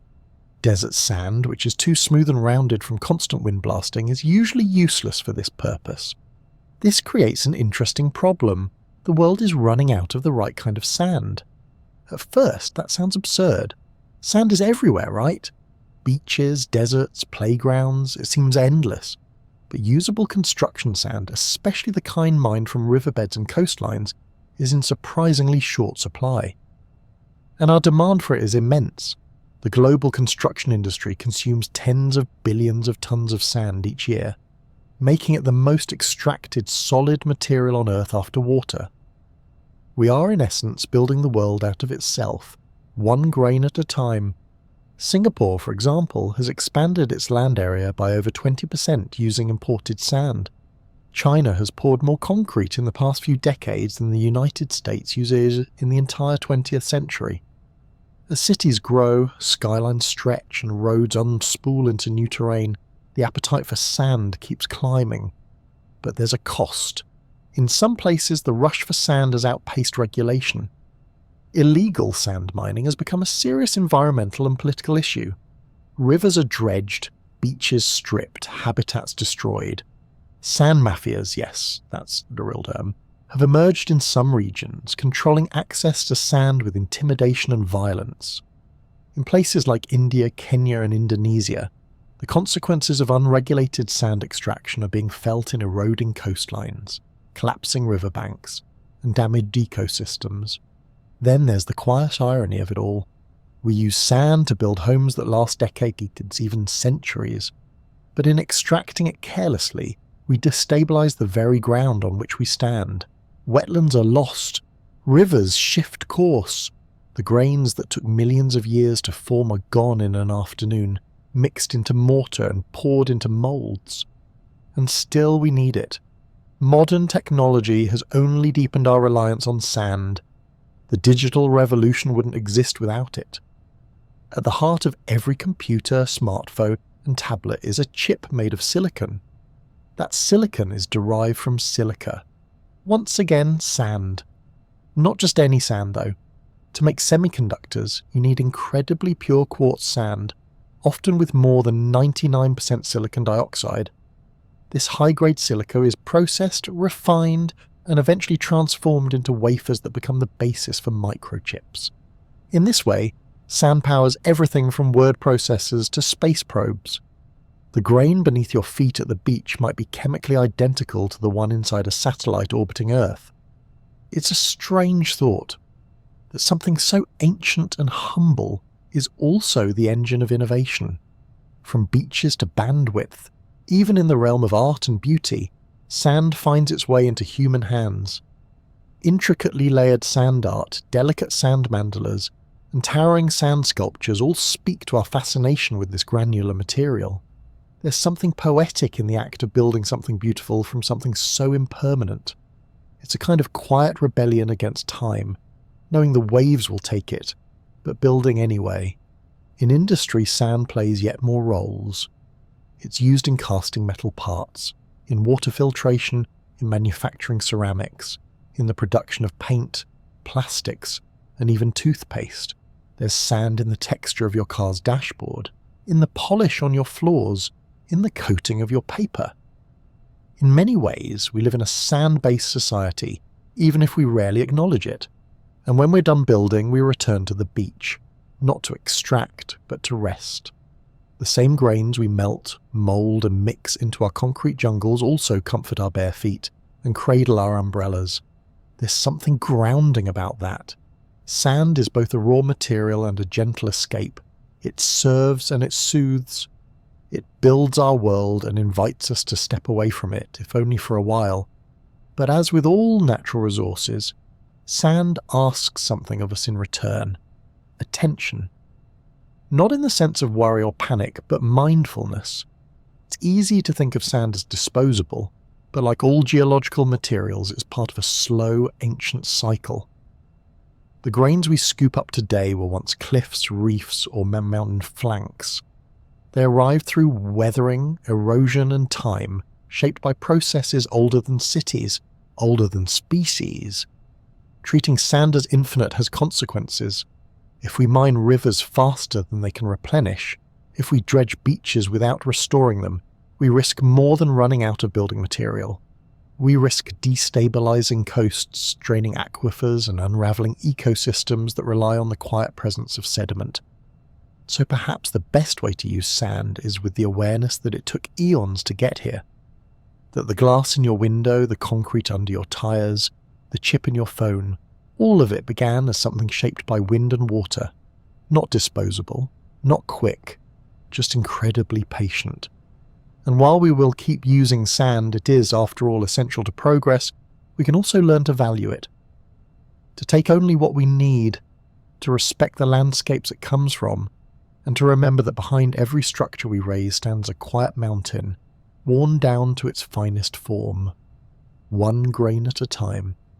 Long before anyone studied sand under a microscope or turned it into computer chips, humans looked at it with wonder.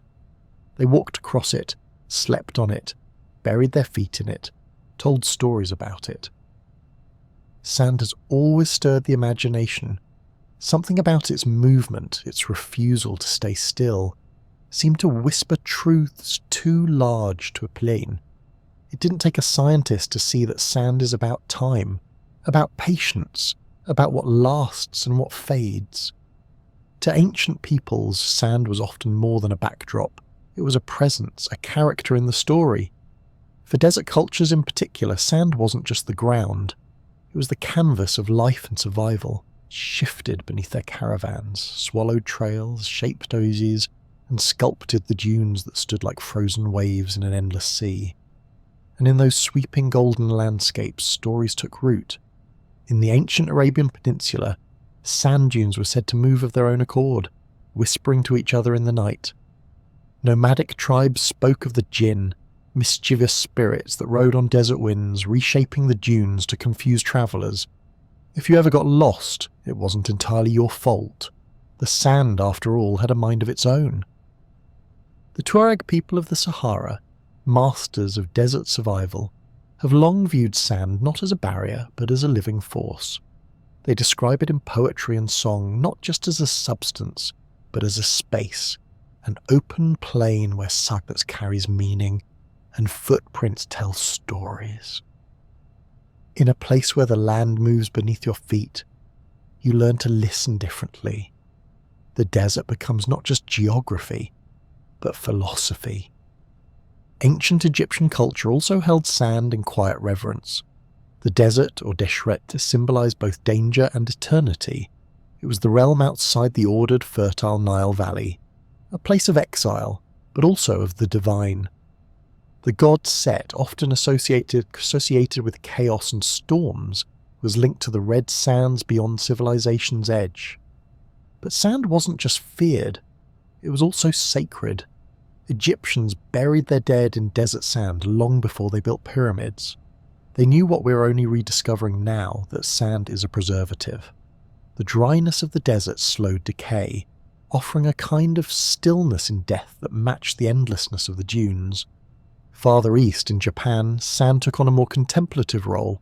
Zen gardens, or karasan sui, use raked sand and gravel to evoke water, movement, and impermanence. With a few stones and some carefully drawn lines, entire landscapes are suggested, rivers, waves, islands in a sea of stillness. The act of raking the sand, deliberate, meditative, becomes a way to still the mind, and when wind or footsteps inevitably disturb the design, becomes a quiet lesson in letting go. Nothing lasts, but everything returns. In these gardens, the sand is not decoration, it's reflection. It is meant to be reshaped, over and over, like thought itself. There's no final form, no perfect pattern, just motion slowed to something we can touch. A way of seeing the world not as fixed, but flowing. Even the simple hourglass carries a deep message. We tend to think of it as a timer, a novelty perhaps, but its symbolism runs deep. A slender waist connects two chambers, and through that narrow passage, grains fall, each one marking a moment, unrepeatable, irrevocable. In a world before digital clocks and glowing screens, watching sand slip from one bulb to another was a vivid reminder of time's flow. You could flip it, but never rewind it. A grain that had fallen was a moment spent, a breath gone. Hourglasses were used in ancient Rome, medieval Europe, and aboard ships at sea. Sailors timed their watches with them, measuring out shifts and speed.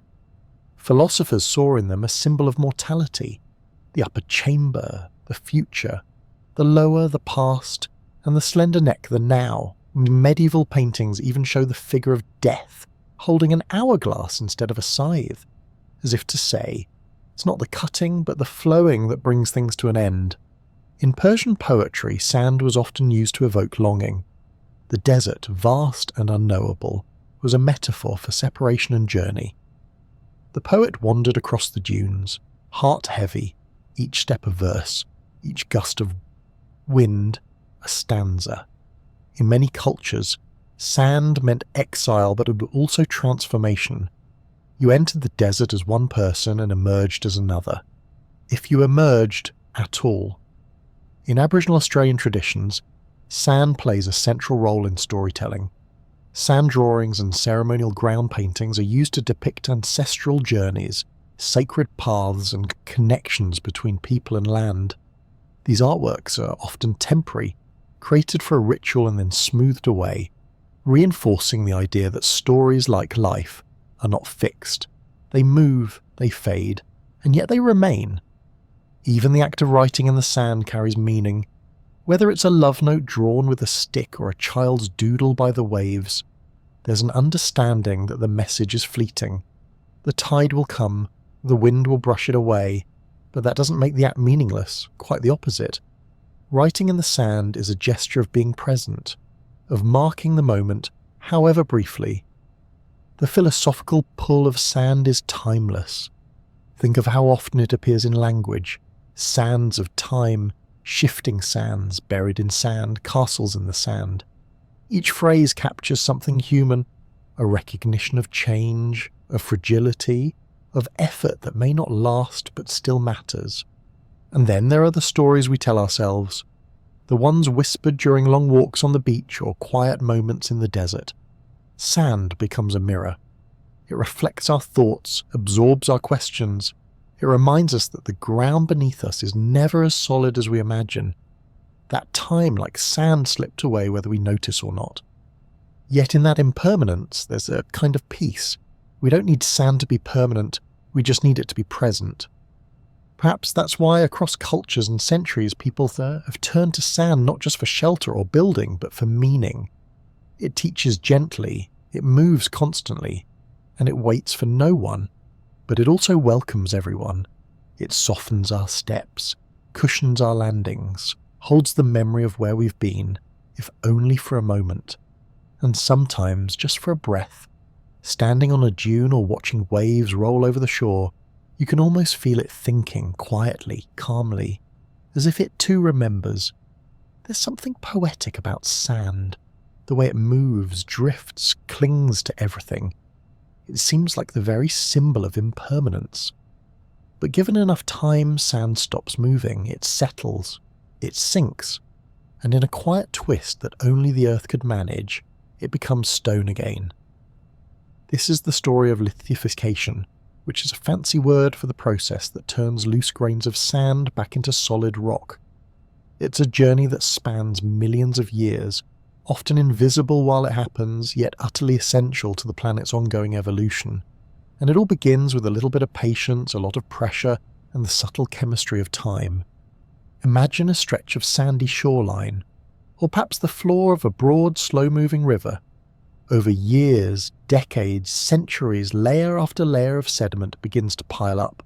Not just sand, but bits of silt, clay, and the occasional shell fragment, all gently settling from water or wind.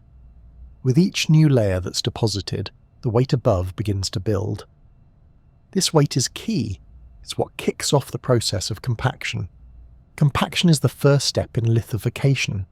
It doesn't squish the grains flat like pancakes, but it does press them closer together, reducing the empty spaces, the pores, between each one. Imagine a pile of tennis balls. At first, there's lots of space between them, but stack 100 more layers of tennis balls on top, and the ones at the bottom start to shift. They find more efficient ways to sit. They huddle tighter. The same thing happens with sand grains, though of course they're far smaller and a good deal less fuzzy. As the layers build, pressure increases. What once was open and loose becomes tighter, more compact, more solid. But compaction alone isn't enough to turn sand into rock. To really lock it together, we need a little help from chemistry. This is where cementation comes in. Cementation is a bit of a misnomer. It doesn't involve powdered bags of grey mix and a trowel, but rather the slow movement of mineral-rich water through the sediment. Groundwater percolates down through the layers, carrying with it dissolved ions, often silica, calcite or iron oxides. As the water flows through the compacted sand, these minerals begin to precipitate, forming tiny crystalline bridges between grains.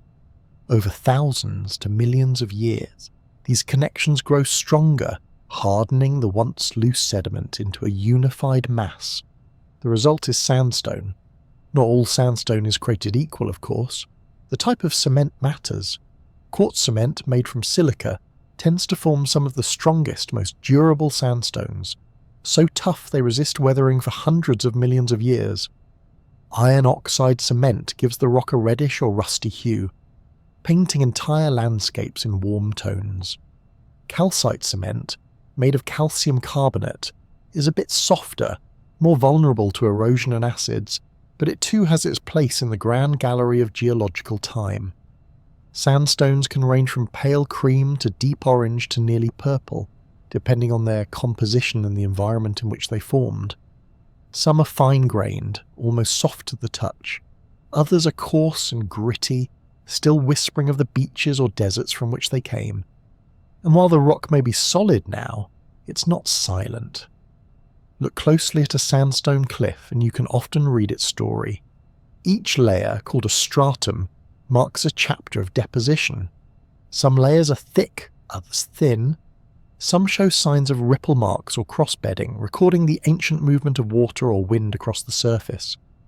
You might even find fossilized traces of life, burrows, footprints, or shells embedded in the matrix. These are time capsules sealed within the stone by the slow and steady work of lithification. It's fascinating to think that a beach we walk on today could, millions of years from now, become a mountain. That the sand stuck between your toes might one day be part of a towering red rock canyon, or that the swirling sands of a desert dune might harden into stone, only to be cracked, uplifted, and sculpted again by forces deep within the earth. Because that's the magic of the rock cycle. Nothing in geology ever stays the same. Sand becomes sandstone. Sandstone is buried deeper, heated and compressed, transformed into quartzite or melted into magma. That magma might one day cool into granite. And when the mountains formed from that granite begin to weather and crumble, the sand is born again. It's a cycle measured not in lifetimes, but in epochs. Mountains rise and fall, rivers carve valleys and fill basins. Oceans advance and retreat. And through it all, sand quietly moves, then rests, then hardens, then waits. Some of the world's most stunning landscapes are built from ancient sands that once flowed like water.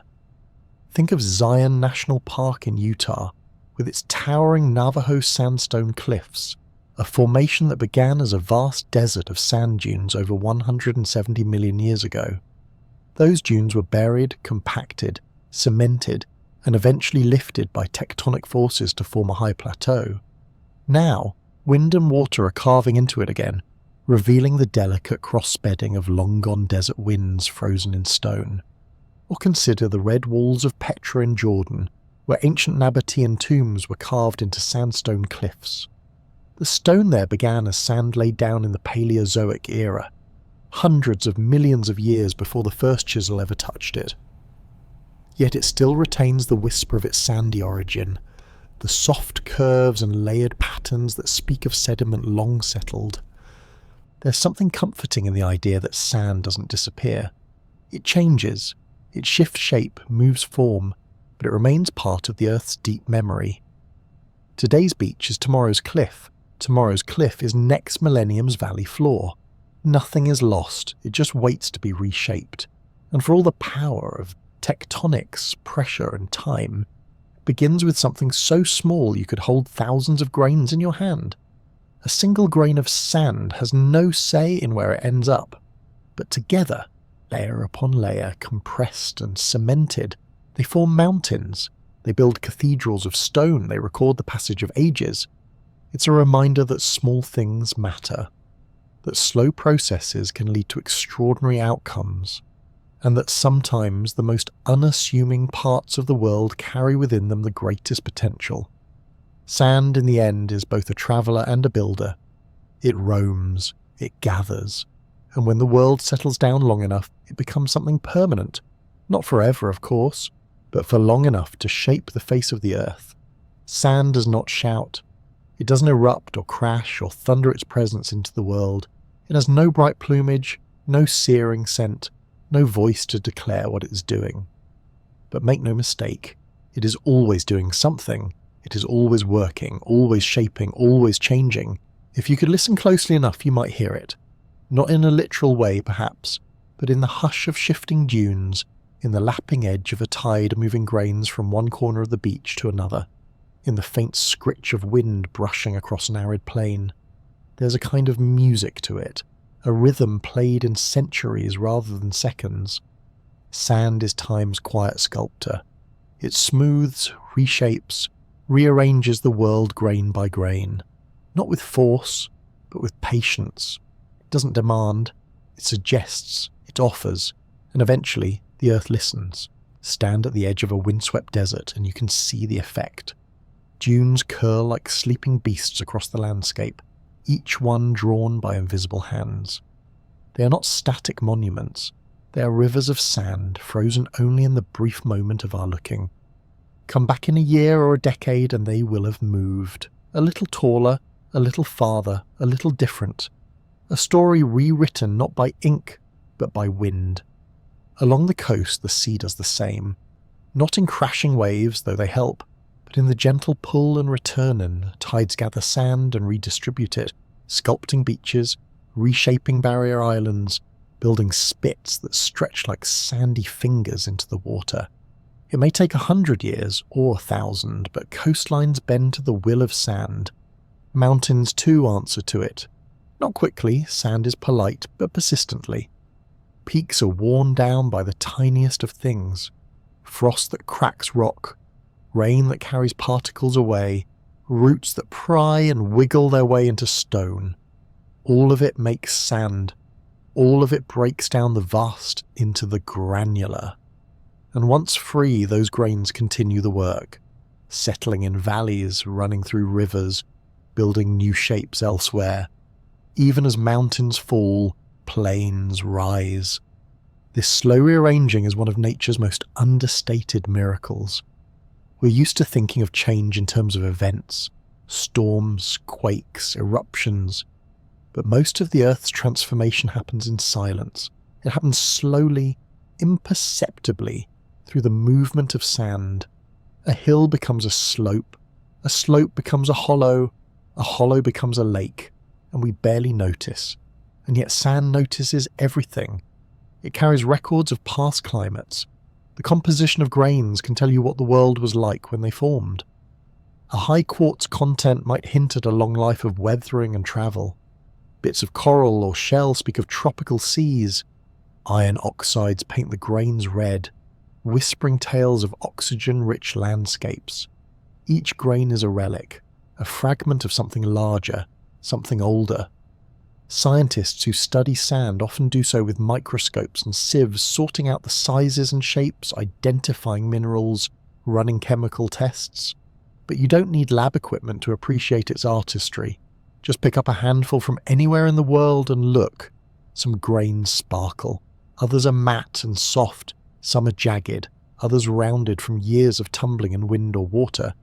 It is, in its own way, a gallery of natural sculpture. Thousands of tiny statues shaped by nothing more than time and movement. And then there's the metaphor of it all. We've always seen in sand a reflection of ourselves. The way it shifts, the way it gathers and disperses, the way it refuses to stay still. We build castles in it, knowing they will fall. We write names in it, knowing the tide will come, and yet we keep doing it. Perhaps because there is beauty in transience. Perhaps because sand reminds us that nothing has to last forever to matter. In the philosophical traditions of many cultures, sand represents impermanence. In some Native American stories, it is the blanket of the earth, soft, comforting and ever-changing. In ancient Buddhist thought, the sand mandala is a sacred, intricate design, painstakingly created over days or weeks, only to be swept away in the end. It's not a waste, it's a ritual, an understanding that all forms are temporary and that beauty is not diminished by its brevity. And yet sand also represents continuity. It is made from stone and it becomes stone again. It weathers mountains and builds new land. It has no beginning or end, only transformation. A grain of sand you step on today might have been part of a cliff 200 million years ago. That same grain might one day become part of a skyscraper, or a wave-polished pebble, or a fossil bed. It is small, but it moves through vast cycles. Like stardust on vacation, there's something comforting about the idea that the earth does not rush. It is not in a hurry, and sand is its gentle reminder of that. A nudge to slow down, to let change happen at its own pace. To trust that even the smallest forces, when given enough time, can sculpt the world. Sometimes it's easy to forget that the landscapes we see as permanent are not fixed at all. The cliffs along the shore, the red mesas of the desert, even the rolling hills of farmland, all of it is in motion. Not in the blink and you'll miss it way, but in the deeper rhythm of the planet. Sand is the meter of that rhythm. It counts in centuries. It shifts by millimeters, but it never stops. Even when we're still, the sand moves. Even when we sleep, the dunes drift. Even when we believe nothing is changing, it is. That may be the most elegant part of sand's story. It doesn't fight to be noticed. It doesn't compete. It simply does its work. Quietly, constantly, whether we look or not. So the next time you find a grain of sand stuck in your shoe or hiding in the folds of a beach bag, try not to brush it away too quickly. It's older than you, and it's not done travelling. It's been part of rivers and mountains and coasts. It's shaped continents and carved valleys, and in its own unassuming way, it's been sculpting the world while we've been blinking. Time doesn't always shout. Sometimes it just sifts softly through your fingers. Hold out your hand just for a moment, palm up, relaxed, as if you're waiting for something gentle to land. Now imagine a single grain of sand resting there, caught in a wrinkle of skin or balanced on the tip of your finger. So small you might miss it, so quiet you might not feel it. And yet inside that tiny speck is a story so vast, so ancient, that it humbles even the stars above. That grain may have started its life as part of a towering mountain range. Maybe it was once nestled deep in the heart of granite, a fragment of quartz encased in stone older than most life on Earth. For millions of years it sat in stillness, locked away in darkness, unmoving. Then the weather came. Ice, rain, heat and cold in endless rhythm. Maybe it was a slow, creeping glacier that first cracked the mountain open. Or perhaps it was a bolt of lightning that struck a rock face and started a tiny fracture. Water entered, froze, expanded, repeated. A sliver of rock broke away. That sliver tumbled down a slope, nudged by gravity, shaped by friction, jostled by time. Eventually the chunk broke into pieces. Then those pieces broke again. Century after century passed, and what was once a bold, jagged shard became smoother, rounder, smaller. Not because it wanted to, not because it tried, just because it was part of the Earth, and the Earth never stops moving. Your grain of sand may have passed through a river next. Maybe it was lifted by a monsoon in the Himalayas and carried in a torrent down into the plains, tumbling and bouncing, rolling over stones and snuggling against silt. Each turn of the current wore it down a little more. Maybe it paused for a while in a quiet eddy, nestled among others, only to be swept back into motion when the river swelled again. It may have travelled hundreds of miles this way, always changing, never in a hurry. Perhaps it reached the sea. There, it was caught in the pulse of the tide, drawn in, pushed back again and again, day after day, year after year. Waves spun it in their foamy dance, polishing it like a gem until it gleamed softly in the sun. It might have settled on a beach for a while, maybe even long enough to warm beneath someone's feet or stick to the side of a damp towel. Then the wind came, or a wave, or the paw of a curious animal, and the journey resumed. Or maybe it was wind all along. Perhaps this grain drifted across the Sahara, lifted by the breath of the desert. Carried for days or weeks in the dry sky, it danced with other grains in mid-air, falling and rising in gusts. Maybe it helped build a dune once, settling quietly into the soft arc of sand.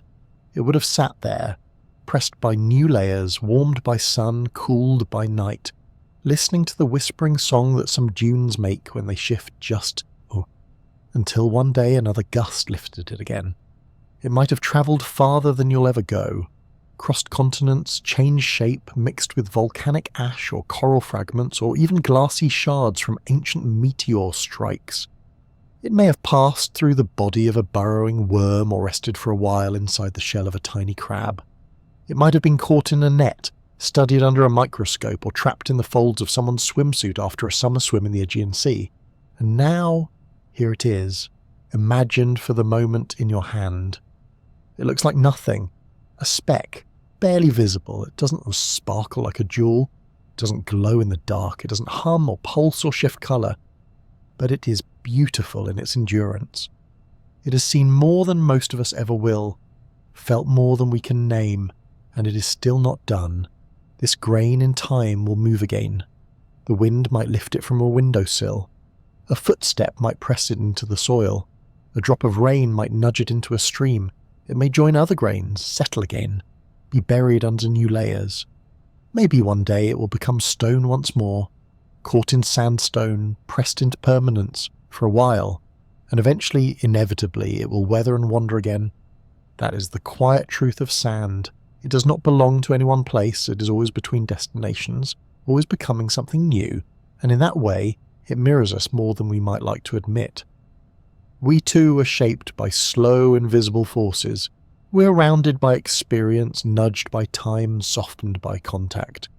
We drift, settle, get swept up again. We carry stories, some etched deep, some nearly forgotten. And like that grain, we are never quite finished. Maybe that's why holding sand feels grounding. It connects us to something ancient, something cyclical, something patient. In a world that moves quickly, sand reminds us that real change takes time, that transformation isn't always dramatic, that even the tiniest pieces matter. A single grain, trivial, maybe, overlooked, but multiply it by trillions, and it makes beaches, deserts, riverbeds, and time itself visible. Now take a breath. Imagine that grain returning to its journey, tumbled into a dune or drawn into the sea, quiet, steady, eternal in its motion, and maybe, just maybe, the next time you feel rushed or lost, or worn a little thin by the world, you'll remember it. The grain in your hand, still moving, still becoming. Close your eyes now, if you haven't already. Let your breath soften. Let the stillness settle in around you, like fine grains on a quiet shore. Whether you're tucked beneath blankets, listening in the glow of a low lamp, or stretched out somewhere with the night humming gently outside your window, you've wandered a long way tonight, and all for something as small as a grain of sand. But it isn't small, not really. Not when you know its story, not when you've drifted with it from mountains to deserts, from riverbeds to beaches, and back again into the cradle of stone. It's always moving. Even now in the dark, sand is sifting, dunes are climbing, tides are smoothing the edges of 1,000 coastlines. The world is never quite still, even if we are. And that's a comforting thought, in its own quiet way. You don't need to chase after it. You don't need to hold on. Just rest. Let it pass through your fingers. Let it whisper by. Whether we watch or not, whether we're awake or asleep, the sand will carry on. Thank you for coming along for the journey, for lending your imagination to a story made of time and tide. If you enjoyed this, if it brought you peace or wonder, or even just a bit of calm at the end of your day, I'd be so grateful if you'd tap that like button or subscribe to The Sleepy Scientist. It helps others find their way here too, one peaceful listener at a time. Before you drift off completely, I'd love to hear where you're listening from tonight. What part of the world are you in? And what time is it there? It's always a joy to read those little glimpses from across the globe. Now, let the sound fade, let the story dissolve like footprints on a beach at high tide. Sleep well and drift onward softly.